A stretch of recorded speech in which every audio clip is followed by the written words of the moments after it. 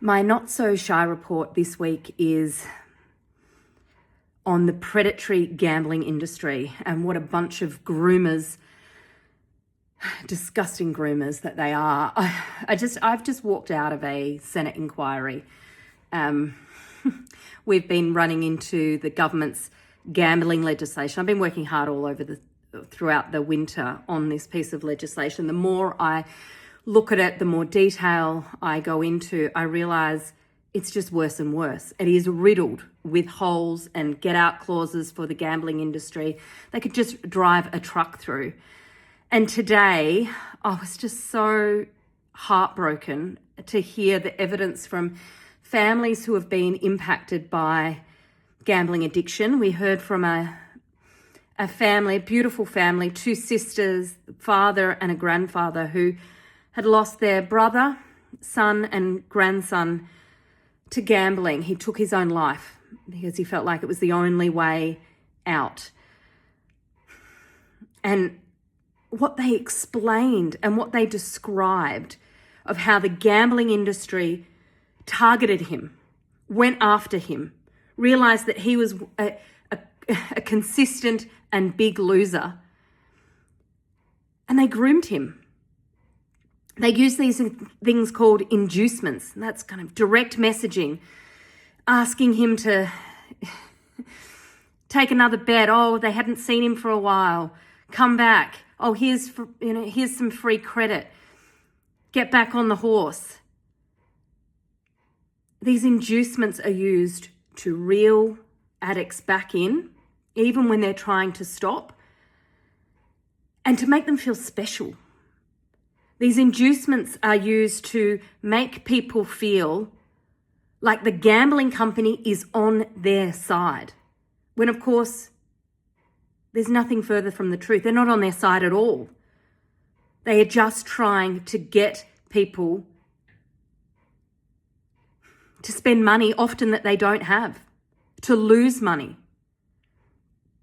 We heard today that these gambling companies' inducements aren't just credits, $50 here or $100 credit there.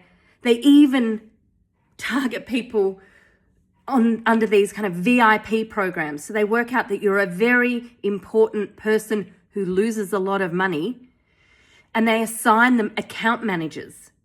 And they go after these people and they make them feel special. They invite them to events.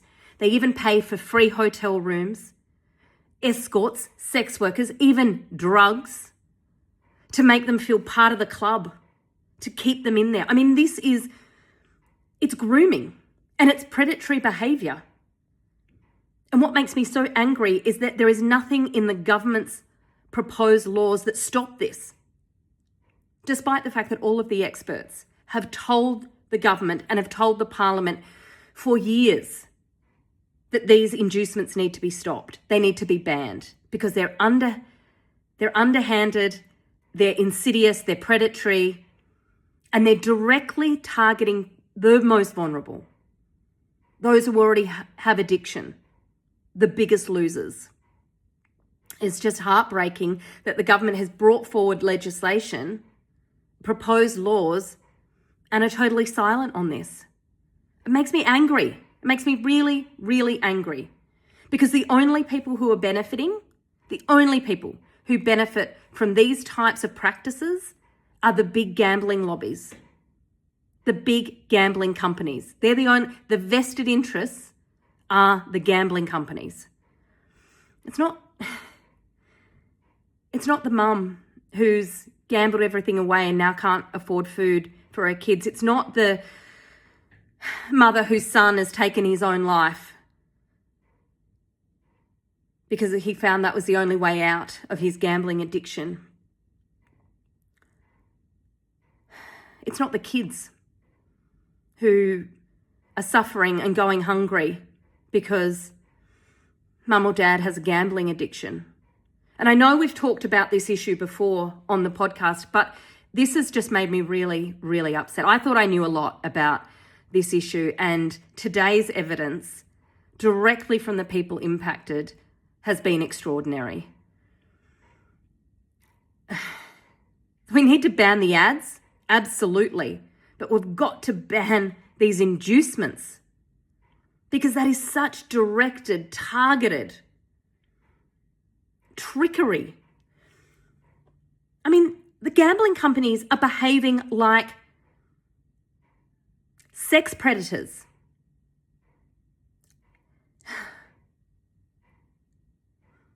They're grooming people. They're sucking them in and then they're abusing them. And they've got to be stopped. And look, I know there are some real concerns within all sides of the parliament about how weak the government's legislation is. And there are good people on the Labor Party side, good people in the Liberals and the Coalition who are looking at what the government has proposed and know that it's not good enough. But they're going to have to do something about it. And we all get back to Parliament next week. And look, I say to these people in Labor and the Coalition, now or never. Now or never. And stand up. Stand up and tell the Prime Minister you want better. And let's work across party lines because this should not be political. This is a matter of life and death for people. It shouldn't be about political parties. This should be about the people of Australia, of young people, of children.